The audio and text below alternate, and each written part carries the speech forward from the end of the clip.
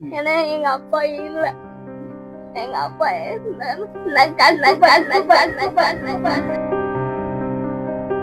அண்ணா விஜய் அண்ணா, உங்க தங்கச்சி மாதிரி நினைச்சு எனக்கு ஹெல்ப் பண்ணுங்க ப்ளீஸ். எனக்கு எப்படியாவது ஹெல்ப் பண்ணுங்க.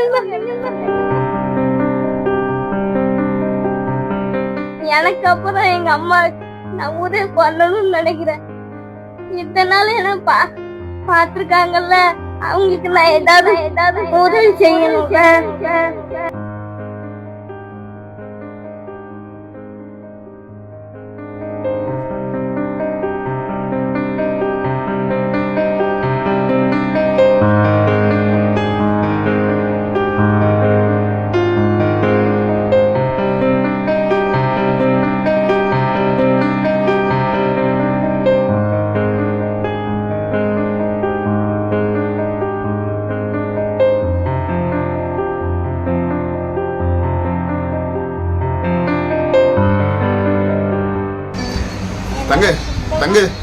தங்கச்சிக்கு நீங்க தான் ஆறுதல் சொல்லுவாங்க.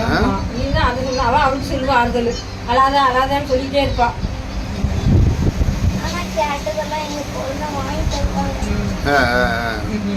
அவங்கள மாதிரி இந்த குடும்பத்தையும் பார்த்துக்கிட்டு அவங்க மழை பெஞ்சா அவ்வளவு ஒழுகும். எலி கூட வரும்.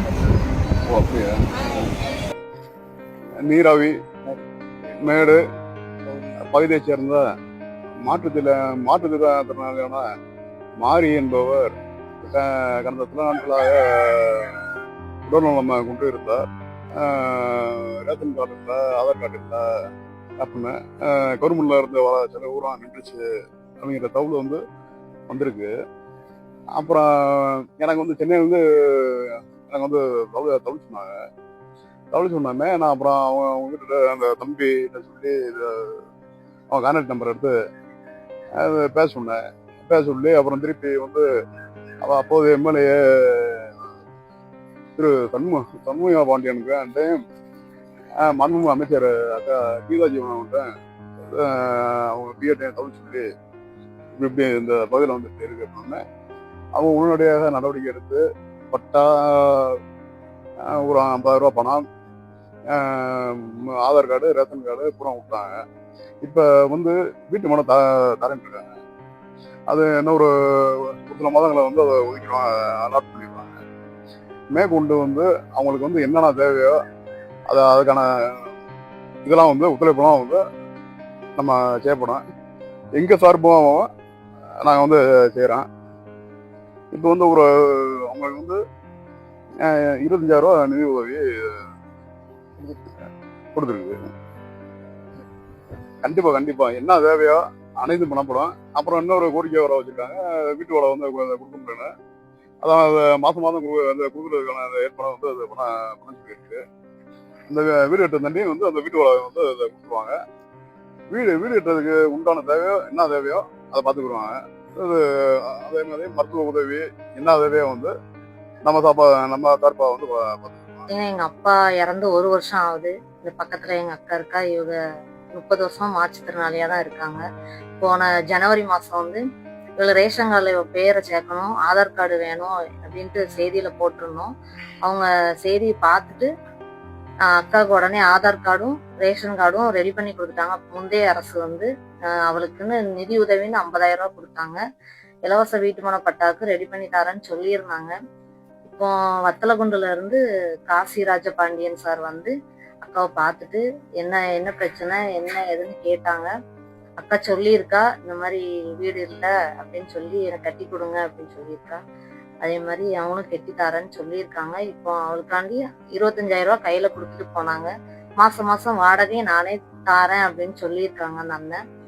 அதே மாதிரி இப்போ மெடிக்கல் செலவுக்கும் கொஞ்சம் கஷ்டமா இருக்கு, அவளை பார்க்க வைக்கிறதுக்கெல்லாம். இந்த புண்ணுலாம் வந்திருக்கு மேல, அதெல்லாம் கொஞ்சம் தொடச்சி இருக்கு. அதெல்லாம் மருந்து செலவுலாம் அதிகமா வருது.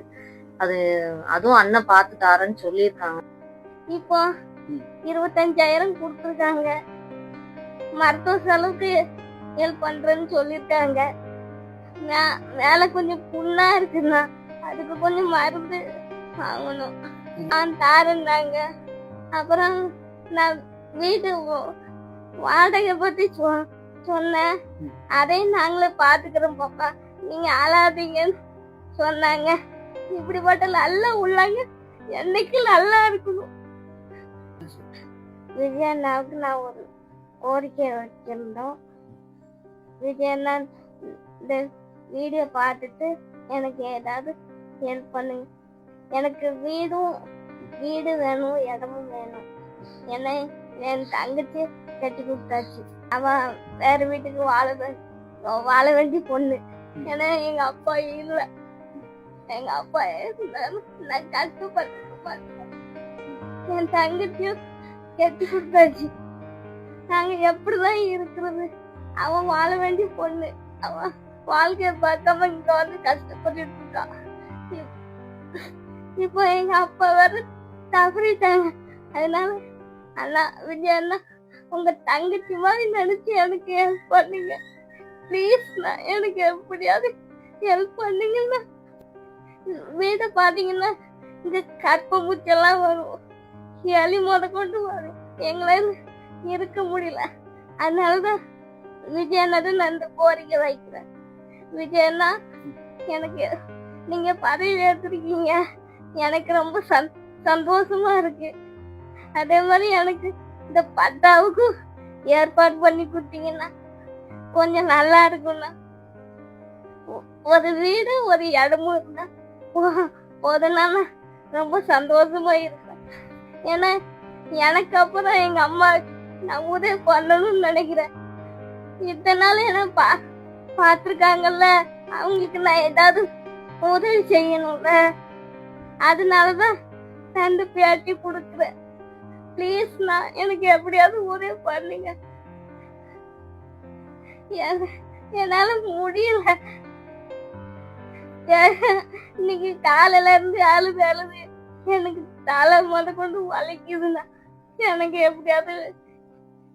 எப்படியாவது உதவி பண்ணுங்க. நான்